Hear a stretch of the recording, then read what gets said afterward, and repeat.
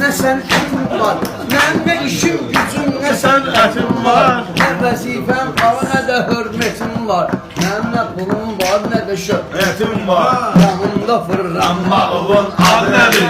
Yanımda fırlanmağımın adı nədir? Bilirsən eşqim necədir Allaha. Mən onu din imanımda gizlətmişəm. Sən əvvəlki aydını tapmayacaqsan. Mən onu öz zamanımda gizlətmişəm.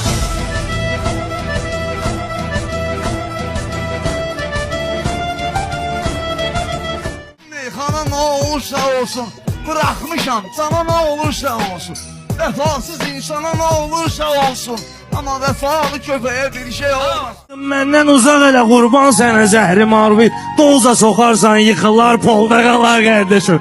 Aydın bu qan ömrü boyu səhv salmaz dozasın. Hər neyniyər həmişə kontrolda qalar qardeşim. Vüqar qaqaşı ilə süzə, sözünü deyər cavan yaşı ilə süzə. Kəllə qoyar keçər başı ilə süzə.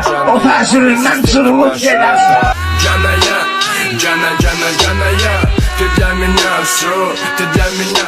Şadla cavanlığım keçibdi, dağlı deyə dağladı məni. Boşlu aydına bir iki süslü vurdum. Atamı döydü, anamı qucaqladı.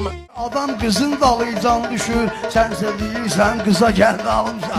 Sənsə deyirsən qıza gəl dalımca. Qorxum var bağlamışam kəmərimi, nə qorxum var bağlamışam kəmərini. Toz tozama eləyirəm şəhərimi, qaldırıram hərdən iki təkərimi. Polislər də qışqırırlar xəbərimi. Oğlana bax kimdən tufan eləyir, oğlana bax kimdən tufan eləyir.